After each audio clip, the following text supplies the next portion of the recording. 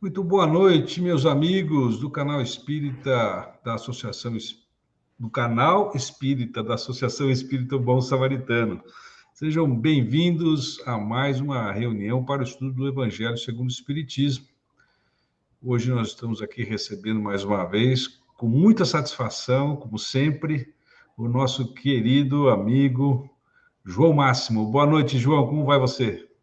Boa noite, Marcelo. Tudo bem, com a graça de Deus? Um grande abraço a todos os nossos irmãos, os nossos companheiros que estão aqui conosco essa noite. Possamos ter uma noite de reflexões e ensinamentos segundo o Evangelho de Jesus. Isso aí. E já temos alguns amigos aqui dando boa noite, viu, João? Lembrando que esse nosso evangelho, além de ser transmitido aqui pelo canal da Associação Espírita Bom Samaritano, também está sendo transmitido pela Rede Amigo Espírita e pela Web Rádio Fraternidade. Então, vamos saudar aqui a todos os amigos, tanto daqui do canal, aqui de Avaré, onde falamos, de Cerqueira César, onde você fala, né? Aqui na nossa querida vizinha Cerqueira César, e também de todo o Brasil, pessoal que está nos ouvindo aí. Então, nós temos aqui já o boa noite tradicional da nossa querida Dona Herminda. Seja bem-vindo, João Máximo. Boa noite a todos, sempre Grande presente abraço. aqui. Grande abraço mesmo, Dona Herminda. Também tem aqui o Alexandre, já dando seu boa noite também, está sempre aqui com a gente também. Grande, meu irmão. Boa tarde. Nossa querida Clarice Rios está sempre aqui. Olha lá, João. Clarice, minha irmã. Isso aí. Boa noite, viu, Clarice? Obrigado mais uma vez por estar aqui conosco. Minha Vera, olha lá, de Vitória, Pernambuco. Oh, Opa! maravilha. Boa Seja noite a todos os bem-vinda, minha irmã. irmãos. É isso aí, que legal, né? Está aqui também o Carlos, sempre com a gente aqui. Sim, Carlos, que é de Carlos. Cerqueira praticamente, né, João? Conterrâneo. Ele não é natural de Cerqueira, mas passou a vida toda em Cerqueira. Então. Nossa querida Madalena também, toda segunda aqui com a gente, olha que legal. A Maria Helena Katz está aqui com a gente também. A nossa querida Dona Alda está aqui conosco também. Boa noite, Marcelo e João, que Jesus os abençoe nesse momento do Evangelho. Paz e luz, amém. Todos Seja nós. mesmo. Muito bom. Boa noite a Vilma. Boa noite a Márcia. Boa noite, Valdir, aqui conosco também. Temos também a Sônia aqui com a gente. Boa noite, Sônia. Obrigado por você estar aqui, viu? Muito bom. O Alexandre está aqui, já reforçando o boa noite dele aqui, com abraços para nós todos. Obrigado, viu? Grande abraço, Alexandre. Aí, Xande. Muito bom. Está aqui a Josiane também. Boa noite, amigos, que temos um evangelho abençoado, esclarecedor. A Josi, aqui de Taubaté, nossa, aqui no interior de Josi, minha São irmã, Paulo boa também. noite. Muito obrigado, gente, pela presença. Vamos, então, dar início ao nosso evangelho de hoje, João. Quero pedir a você que nos faça uma prece de abertura e já inicie a exposição de hoje. Nós vamos ficar no capítulo 11 ainda do Evangelho, né? Exato. Então, vamos Bom, lá. então eu convido a todos os nossos irmãos que aqui estão ligados conosco a fecharmos os olhos, abrirmos o coração, entrarmos em sintonia com os nossos amigos espirituais, para que possamos, ao longo desse encontro, de reflexões, de pensamentos e sentimentos voltados ao Cristo, que possamos também nos fortalecer, possamos também abrir o nosso coração, para que as bênçãos de Jesus recaiam sobre nós, que possamos ter forças de continuar caminhando, tendo como bússola o Evangelho do nosso amado Cristo, e que ao sairmos daqui, possamos ser renovados e fortalecidos para cumprir a nossa missão na Terra, que é sermos cada dia melhores. Que assim seja, graças a Deus. Graças a Deus. Tudo bem, João. Fique à vontade, meu amigo. Obrigado, meu irmão.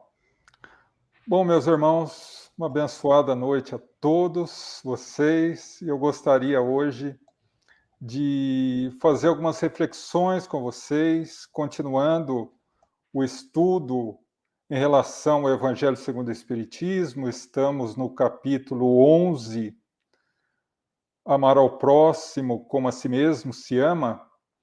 E hoje me coube falar sobre o item 5, que é uma passagem da vida de Jesus que está inscrita no Evangelho de Mateus, no capítulo 22, versículos de 15 a 22, que é a famosa passagem: dai a César o que é de César e a Deus o que é de Deus. Mas sempre que nós vamos analisar alguma passagem do Evangelho, eu gosto de passar a necessidade de tomar alguns cuidados com a leitura do texto bíblico, principalmente a mensagem do Novo Testamento, do Evangelho de Jesus. Nós precisamos ler o Evangelho de Jesus tomando por base duas coisas: o tempo e o espaço. O tempo. Se nós formos ler o Evangelho de Jesus com a mentalidade que temos agora, 2000 anos depois, a probabilidade de nós cometermos erros de interpretação são imensos. Mas, por outro lado, temos que levar por base o espaço. Ou seja, não podemos ter uma mentalidade ocidental, uma mentalidade brasileira, porque o Evangelho não foi escrito por brasileiros e nem no Ocidente. O Evangelho foi escrito por hebreus, que é um povo do Oriente Médio, para ser mais exato. Então, nós precisamos, a toda vez que formos buscar o Evangelho, analisar esse contexto. Como era a vida do hebreu na época? Quais eram seus costumes?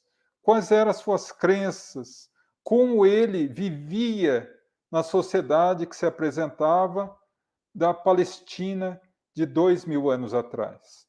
E a partir daí, a probabilidade de acertarmos a interpretação do que Jesus quis dizer é muito grande, né? Então, para que possamos iniciar essa passagem tão importante, é necessário primeiro analisar o contexto em que ela se deu, né? E para que nós, lógico, eu não tenho nenhuma pretensão aqui de esgotar todo o arcabouço, todo o conhecimento cultural, social da época de Jesus, longe de mim, né? Aqui eu estou como mero aprendiz que tem a pretensão de compartilhar o pouco que eu sei. Mas é necessário que a gente vá analisando esses conceitos para poder aprofundar melhor na passagem. Então vamos lá. Hoje o Brasil é um país democrático, democracia, ou seja, todo poder emana do povo e em seu nome deverá ser ministrado, administrado, enfim. Né? Como a maioria dos países hoje em dia. Né? É uma democracia que vem da Grécia Antiga. Só que a época de Jesus, a Palestina não era uma democracia, era uma teocracia. E o que é uma teocracia? Todo poder emana de Deus. e em seu nome deve ser exercido. O que significa? Que à época não existia executivo, legislativo e judiciário.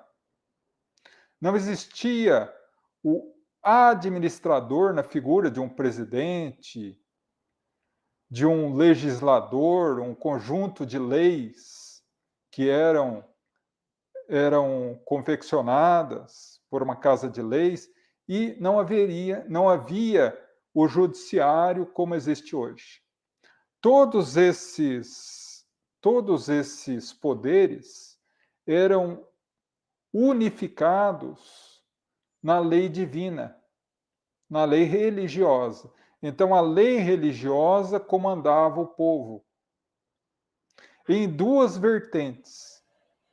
A tradicional, que era o rei, que na época de Jesus era Herodes Antipas. Vocês já devem ter ouvido falar de Herodes Antipas ou Herodes Antipas, tá? Que tinha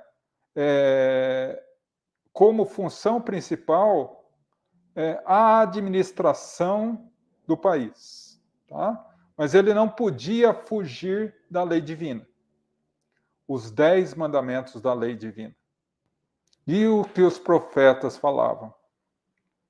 E ao lado dele, quem resolviam as coisas na prática, no dia a dia, quem legislava, quem julgava e condenava ou absolvia, era um colégio de 72 sacerdotes que tinham a função religiosa, a função legislativa e a função judiciária, que eram chamados os sacerdotes de um colégio religioso chamado Sinédrio.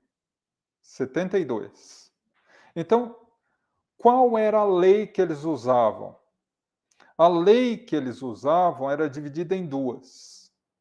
A lei, propriamente dita, que é os 5 primeiros livros de Moisés, escritos por Moisés, que é chamado Torá, e os profetas, que eram o livro de todos os profetas que vieram depois de Moisés até Jesus, que eles não consideravam na época como Messias, mas enfim, e que vinham colaborar com a Torá, com a lei sagrada.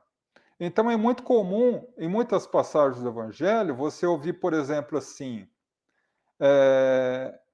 segundo a lei e os profetas, ou seja, segundo a Torá, segundo os primeiros 5 livros de Moisés, e segundo os profetas que vieram depois, e que de alguma forma um ou outro trouxeram explicações a respeito da Torá e algumas profecias, tá? Então tudo isso originou um caso particular na cidade de Jerusalém e no país como um todo, porque no ano 50 antes de Jesus, Pompeu, o general Pompeu, invadiu Jerusalém e conquistou a Palestina para o Império Romano. E aí ficou uma salada de poder. Por quê? O Sinédrio mandava no povo. Herodes era tanto subordinado ao Sinédrio, o rei Herodes, tanto ao Sinédrio quanto ao poder de Roma. E Roma comandava tudo, né? Então, isso acabou gerando uma divisão na sociedade de vários setores. Então, tínhamos ali os fariseus, que eram quem? Os doutores da lei, aqueles que estudavam a Torá, que estudavam os profetas, que sabiam toda a lei divina e que praticavam o julgamento e faziam parte do Sinédrio. Esses eram os fariseus. Existiam os herodianos, que eram quem? Os soldados de Herodes Antipas, ou Antipas, que seguiam as suas ordens. Existiam os publicanos. Quem que era publicano? Alguém de vocês já deve ter visto que Mateus, o apóstolo Mateus Levi, era publicano. Publicano era um hebreu que trabalhava de cobrar impostos para Roma. Então ele era odiado pelo povo. Odiado, mas era um ódio visceral. Porque ele era contratado pelo Império Romano a cobrar impostos. Só que o imposto pago a Roma era contrário à lei de Deus. Então o povo pagava muito a contragosto. E esses hebreus, que eram a raça do povo eleito, eles aceitavam cobrar impostos para receber muito dinheiro. Né? Um exemplo de fariseu, de publicano, é Mateus, como eu disse, né? E tantos outros que enriqueceram com isso. Tá? Então, a partir daí, a gente vê que o publicano era odiado. Quando ele começava a trabalhar como publicano, nem a família dele aceitava ele. Quando ele passava na rua, as pessoas cuspiam do lado e desprezavam ele. Por que ele fazia? Por dinheiro. Porque a maioria dos publicanos era assim, se tinha que pagar 20, a pessoa tinha que pagar 20, ele cobrava 25, 28. Pagava 20 para o império e ficava com 8 para ele. Então eram pessoas, na sua grande maioria, que não levavam a sério o trabalho. E eram odiados pelo povo. Então, aí nós vamos vendo um consenso de como era a época. Várias facções, cada uma puxando para um lado, cada uma querendo ser a dona da verdade, né? O povo ali no meio daquela confusão toda. E por que eu estou falando isso? Agora a gente vai entrar na passagem propriamente dita.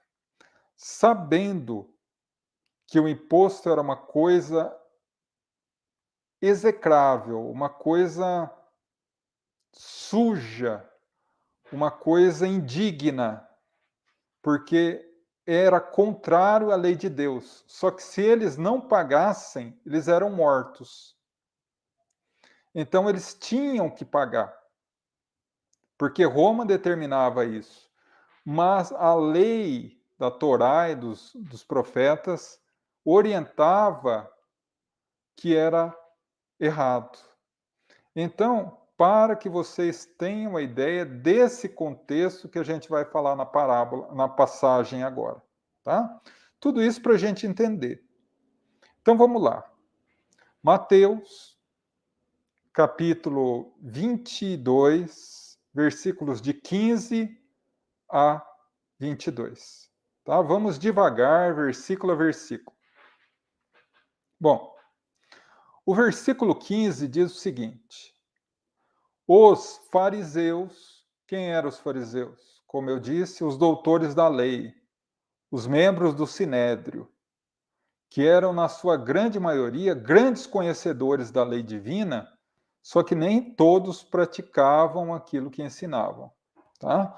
Os fariseus saíram e juntaram-se para tentar derrubá-lo com suas próprias palavras. Ou seja, os fariseus, que eram doutores da lei, que sabiam da lei, queriam derrubar Jesus, queriam fazê-lo entrar em contradição, fazê-lo errar. Para quê? Para ser condenado à morte. Por quê? Porque ele estava incomodando. Essa passagem que passa do dai a César o que é de César, muito provavelmente, segundo os historiadores, ocorreu no segundo ano da vida pública de Jesus, por volta do ano 31. A essa altura, a fama de Jesus já tinha alcançado toda a Palestina. Já havia superado as fronteiras da Palestina. Onde quer que Jesus estivesse, havia uma multidão junto. Então, os membros do Sinédrio, os doutores da lei, os fariseus, eles odiavam Jesus por inveja, pois não conseguiam fazer o que o Jesus conseguia. Então, eles queriam amarrar uma forma, uma armadilha para pegar Jesus em contradição, e a partir daí, usarem o seu poder judiciário para julgá-lo, condená-lo e matá-lo. Porque a maioria dos pecados que assim era colocado à época, dos 10 mandamentos da lei de Moisés, e aí eu não preciso repeti-los, porque todos conhecem, a penalidade para esses delitos era a morte. E aí, nesse caso, eles queriam pegar Jesus. Então, esse é o primeiro versículo. Os fariseus tentaram pegar Jesus de alguma forma, com suas próprias palavras. Então, aí vem o próximo versículo, 16. Encaminharam para isso seus discípulos, ou seja, os seguidores do Sinédrio, os seguidores dos fariseus. Os fariseus davam aulas sobre a Torá e sobre a lei, sobre os profetas, e tinham seus alunos, seus discípulos. Eles encaminharam os discípulos para falar com Jesus, e junto deles os herodianos. Como eu falei, os herodianos eram como se fosse a guarda de Herodes Antipas, ou Antipas. Então, eles foram já prevenidos. Se Jesus falasse alguma coisa errada, ou que fosse contrário à lei divina, ele sairia preso dali. Para que a gente possa entender o contexto. Chegaram os discípulos dos fariseus e os herodianos e disseram a Jesus assim: Mestre, sabemos que o Senhor é digno e íntegro, e que ensina o caminho do céu, segundo a verdade, não se importando com qualquer pessoa que seja. O que ele fez aí? Ele quis, naturalmente, demonstrar para Jesus que eles estavam ao seu lado. Mas esse versículo, o versículo 16, ele traz um ensinamento muito grande para nós. Traz um ensinamento muito grande. Porque, sem querer, os discípulos dos fariseus e os herodianos definiram Jesus e a sua mensagem. Íntegro, que não erra. O Cristo não erra. Questão 625 do Livro dos Espíritos. Qual é o modelo mais perfeito que Deus tem concedido à humanidade para servir de guia e modelo? Jesus. E mais adiante, na explicação, Kardec fala: Jesus é o espírito mais puro que habitou a Terra, e a sua mensagem é a mais pura interpretação da lei divina, porque o próprio Senhor habitava nele. Então, a partir daí, ele era íntegro. E ensina o caminho do céu pela verdade. E mais tarde, bem mais tarde, Jesus vai dizer: eu sou o caminho, a verdade e a vida. E aí entra o que cabe a nós analisar. E ensina o caminho do céu, segundo a verdade, sem se preocupar com quem quer que seja. Será que fazemos isso, meus irmãos? Será que conhecemos a verdade? Muitos de nós já conhecem.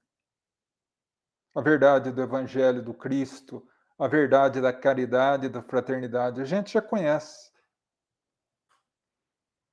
Porque o problema todo é agir tudo aquilo que a gente sabe sem se importar com o outro, como Jesus fazia. Ou como Emmanuel nos fala, a tarefa de aprender o Evangelho é tarefa de algumas semanas. Colocá-lo em prática é tarefa para algumas existências. Então, a partir daí, já vem a primeira sacudida, a primeira mensagem. Devemos viver o Evangelho sem nos preocupar com o outro. Porque na sociedade atual, hoje, infelizmente, muitos de nós vivem voltados segundo o ensinamento do outro, segundo o que o outro vai dizer, e não o que Deus, através de nosso Mestre Jesus, nos ensina. Então, a partir daí, nós entendemos que todo aquele que se levanta para seguir o Evangelho é tido como louco, é tido como uma pessoa equivocada, uma pessoa que não se adapta à regra geral, uma pessoa boba, não é? Mas a consciência é o nosso guia. E devemos seguir Jesus, que aplicava o seu evangelho de amor, sem se preocupar com quem quer que fosse. E aí, o versículo 17. Senhor, dá-nos a tua opinião, o teu parecer. Ou seja, eles pedem para Jesus o parecer de Jesus, o que Jesus tem a nos falar. E como nós já sabemos, eu e o Pai somos um, disse Jesus. Jesus é o médium de Deus. Ou nas palavras belíssimas de Haroldo Dutra Dias, Jesus é o espelho que reflete Deus para a humanidade. Então, quando eles pedem a opinião de Jesus, eles estão pedindo, ou Jesus vai dar, exatamente a vontade de Deus em relação ao que eles pedem. Senhor, queremos a vossa opinião, o vosso parecer. É lícito, é recomendável, é certo pagar imposto a César? E aí nós paramos para dar uma analisada. Quem é esse tal de César? Nós precisamos entender que desde há 300, 400 anos antes de Jesus, aliás, um pouco antes, 200 antes de Jesus, ascendeu ao trono de Roma Júlio César, um dos maiores imperadores romanos da história. E a partir dele, todos os imperadores passaram a ser chamados Césares. César era o título de imperador romano. César Augusto, César divino, se a gente pode colocar assim. E à época de Jesus, quem estava no trono de Roma era Tibério Augusto, o César. Então, quando eles perguntam, é lícito, é correto pagar imposto a César, eles estão falando o seguinte: é correto, é certo, é recomendável, Deus orienta a pagar imposto ao Império Romano? Olha a pergunta capciosa.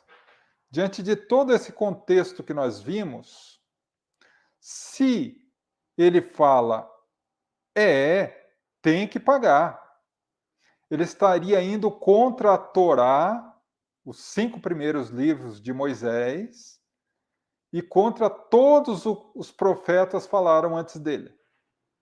E contra o povo que odiava pagar imposto. Ou seja, ele seria preso pelo Sinédrio, julgado e condenado à morte.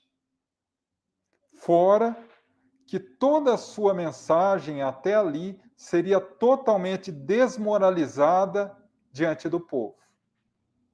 Mas, se ele mantivesse firme e dissesse: não, não se deve pagar imposto, porque é contrário à lei de Deus, o povo ia adorar, o povo ia bater palma. Os sacerdotes do Sinédrio, os fariseus, iam adorar. Mas ele seria imediatamente preso por Roma. E a condenação para isso é a morte. Então ele não tinha saída. Só que o que os fariseus não esperavam é que eles estavam lidando com o governador espiritual do planeta.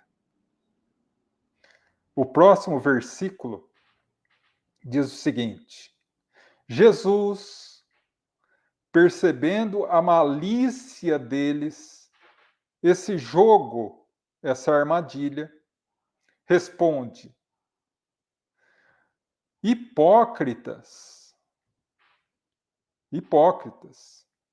por que me tentais? Por que estão me colocando em tentação? Por que estão me colocando à prova? E olha como Jesus já era diferente. Você chamar um sacerdote do Sinédrio, um fariseu, um doutor da lei, de hipócrita, era algo extremamente sério. Extremamente sério. Você poderia ser condenado à morte. Mas por que Jesus não foi? Pela resposta que ele deu. No próximo versículo.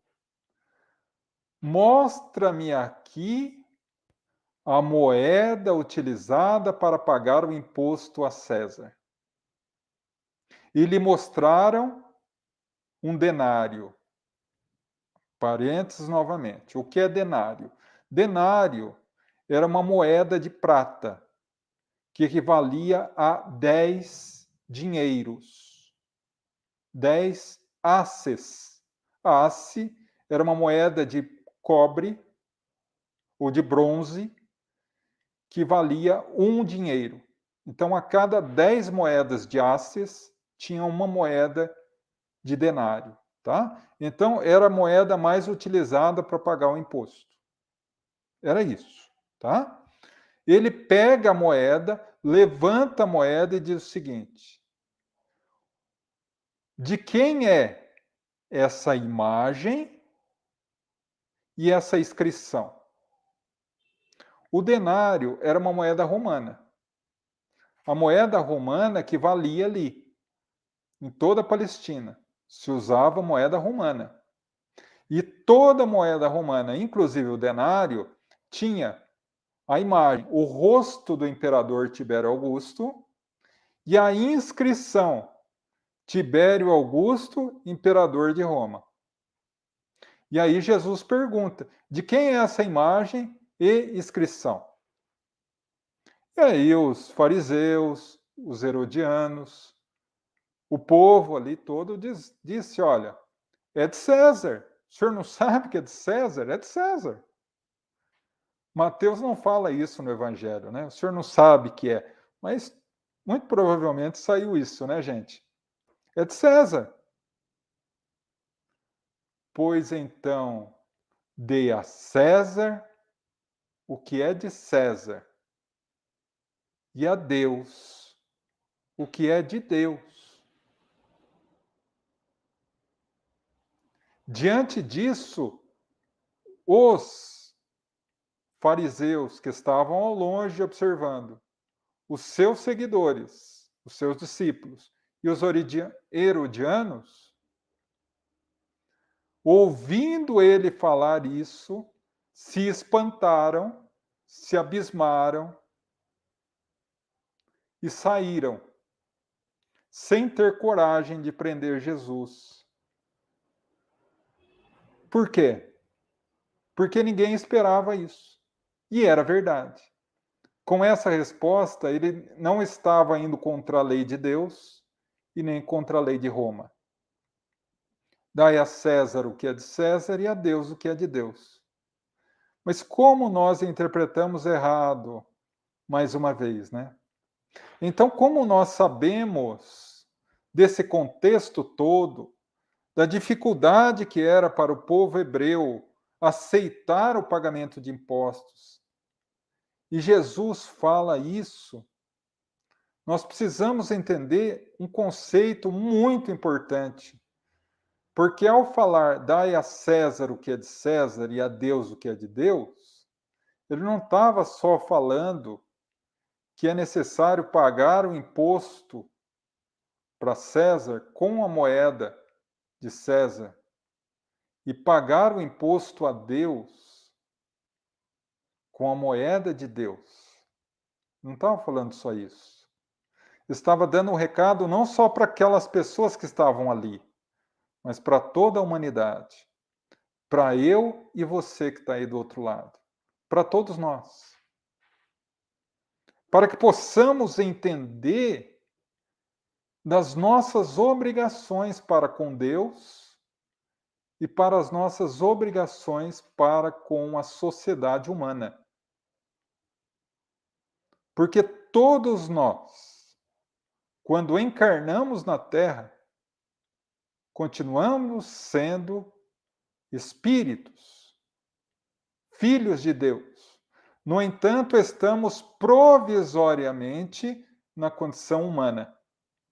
Provisoriamente na condição de encarnado.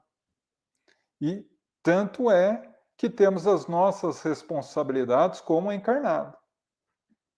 Entende? É exatamente isso que Jesus fala. As nossas responsabilidades. E aí vamos um pouquinho mais fundo. A pergunta foi: é lícito, é recomendável pagar imposto a César?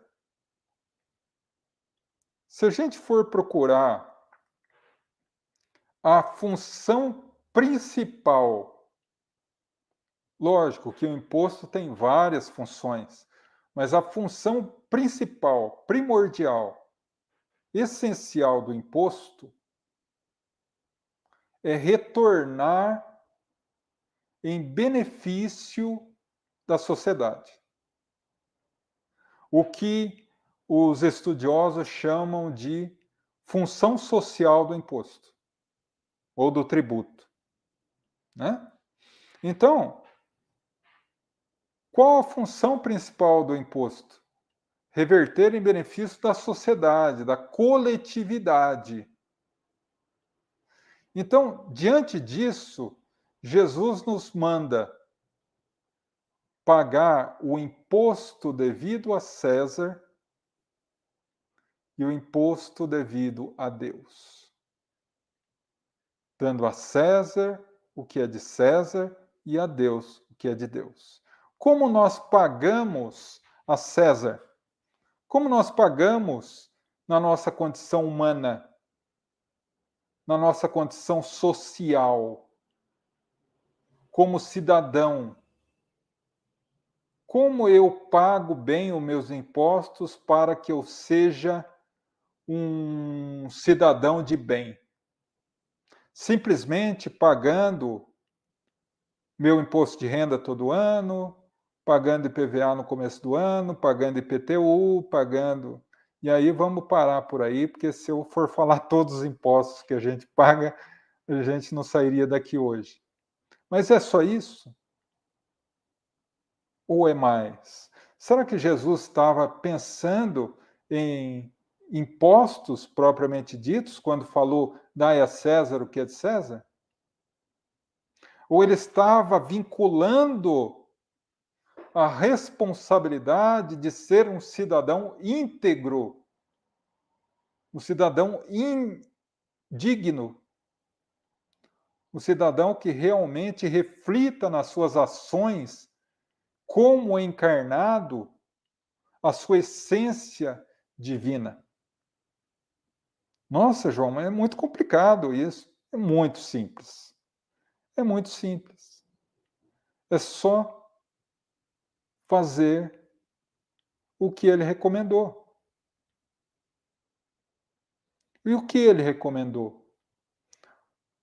Muitas pessoas me perguntam, quando nós analisamos essa questão: nossa, João, que curioso, essa passagem do dai a César o que é de César e a Deus o que é de Deus, estar no capítulo 11 do Evangelho segundo o Espiritismo, que é exatamente o capítulo que fala sobre amar ao próximo como a si mesmo.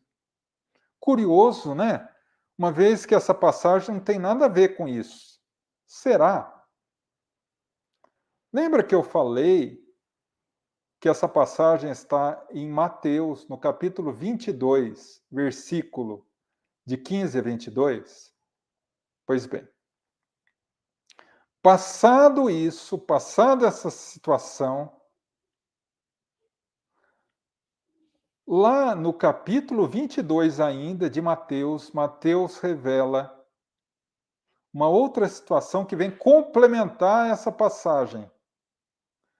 Lá no capítulo 22, item 35 a 40, versículo 35 a 40. Quando os fariseus, mais uma vez, não cansados de tentar pegar Jesus, e aqui é uma interpretação pessoal minha, ainda atordoados com a resposta que receberam de Jesus, tentaram novamente.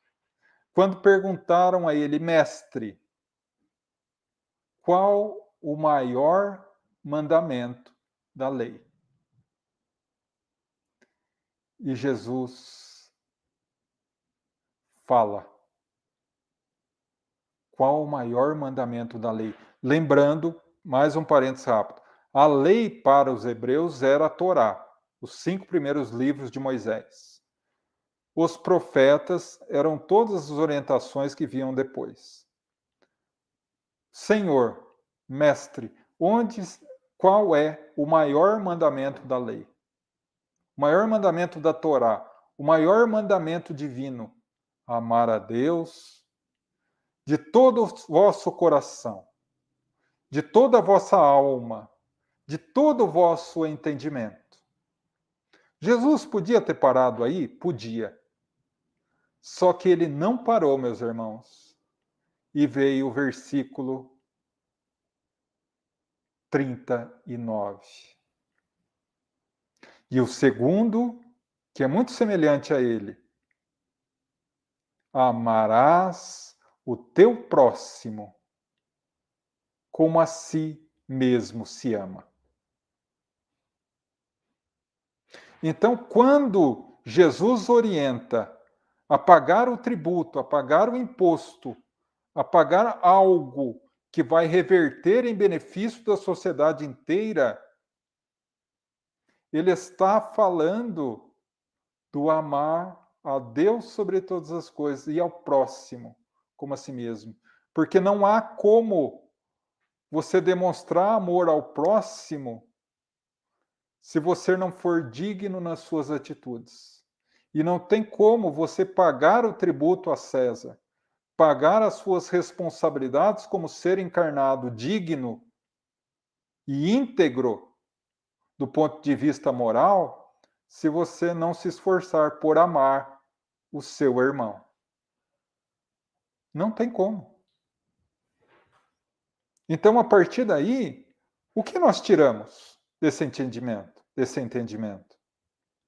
Exatamente isso. Que nós devemos ser dignos para que possamos aprender a amar os nossos irmãos. E esse ato de amor vai se estender por toda a sociedade.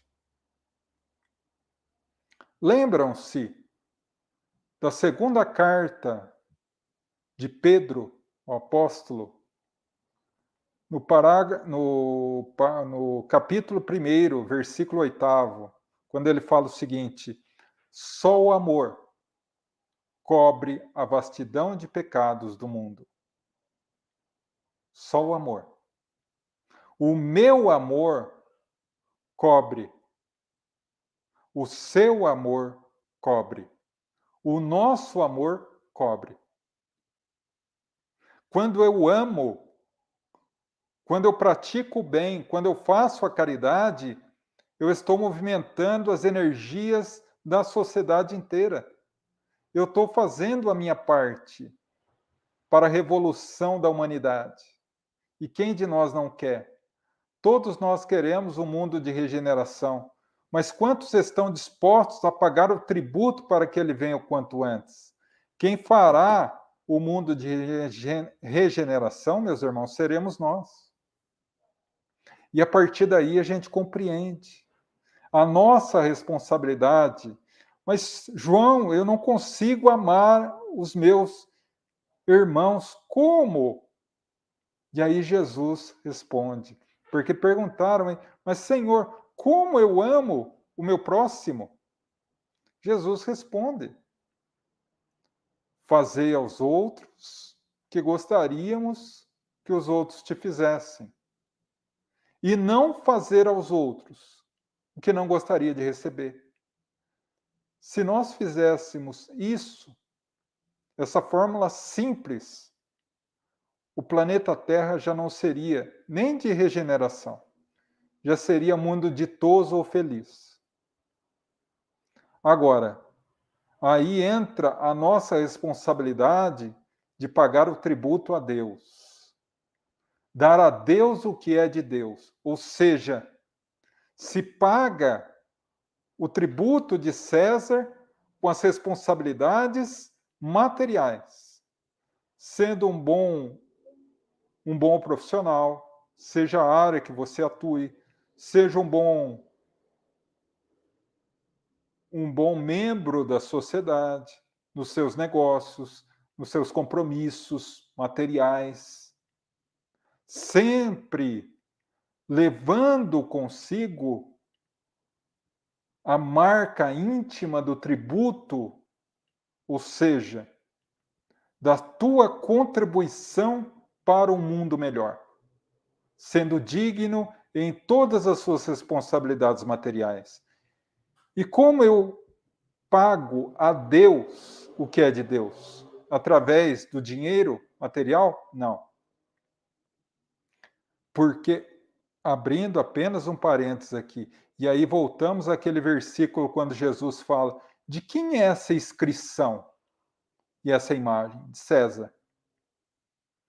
Como ele diz, não misture coisa material com coisa espiritual. Não misture a matéria com o espírito. Mais uma vez, meus irmãos, e apenas antes de fechar esse parênteses, quantos nossos irmãos misturam? Misturam o divino com, eu não vou colocar profano, porque o dinheiro é uma ferramenta divina também para o bem da sociedade. Mas quantos de nós não se utilizam do nome de Deus para ganhar dinheiro? Quantos de nós na sociedade passam por isso? Irmãos de outras filosofias religiosas, irmãos de uma forma geral, porque nós sabemos que o problema não é a religião, são os religiosos, e que muitos de nós ainda passam por dificuldades nesse sentido. E quão nós ficamos tristes quando vemos alguém derrapar dessa forma tão grotesca, de imaginar que Deus, o Senhor da vida, o Senhor de tudo que existe, precisa de dinheiro. Ele não precisa de dinheiro. Ele precisa de almas. Ele precisa de corações que se voltem a Ele. Mas, mais uma vez, fechando esse parênteses, como se paga a Deus com a moeda de Deus, que é o sentimento? E o que é pagar o tributo a Deus? É dar a nossa parcela de contribuição espiritual para a sociedade, sendo não só um bom cidadão no aspecto material, mas sendo um bom espírito encarnado, seguindo a lei e os profetas, como disse Jesus. Ou seja, seguindo à risca a nossa consciência. Questão 621 do Livro dos Espíritos, onde está inscrita a lei de Deus na nossa consciência. Porque daí, quando formos convocados ao retorno à pátria espiritual, tenhamos a certeza, meus irmãos, de ter vivido na terra pagando os tributos a César, que é a nossa obrigação como cidadãos de bem, mas também que com toda certeza passamos pela vida pagando em moedas de resignação, de benevolência, de perdão, de misericórdia, de paciência, de carinho, de amor, de afeto, de piedade. O tributo que Deus nos pede, que nada mais é do que amá-lo sobre todas as coisas e amar o nosso próximo. Porque aquele que ama o próximo, ama a si mesmo e a ama a Deus. Esse é o caminho, meus irmãos. Essa é a mensagem que Jesus nos dá no tributo a César. Vamos, na nossa vida cotidiana, pagar o tributo devido a César com alegria, porque estamos na terra e temos as nossas obrigações na terra como cidadãos. Mas jamais esquecendo que somos espíritos imortais e temos que dar o imposto da nossa contribuição moral para que a humanidade mude. Quando eu descobrir que eu não consigo mudar ninguém, mas eu consigo me mudar, eu me mudo. E a minha mudança influencia a mudança dos meus familiares, que influencia a mudança dos meus vizinhos, que influencia a mudança da minha cidade, do meu estado, do meu país, até o dia que cumprirão as orientações e a profecia de Jesus, quando na sua despedida às portas de Betânia, ante os apóstolos, os discípulos e os 500 da Galileia, ele disse: um dia toda a humanidade será um só rebanho, sob o comando de um só pastor. Possamos fazer hoje, meus irmãos, da humanidade o rebanho divino do Cristo, que está em nossas mãos. Que Deus nos abençoe a todos.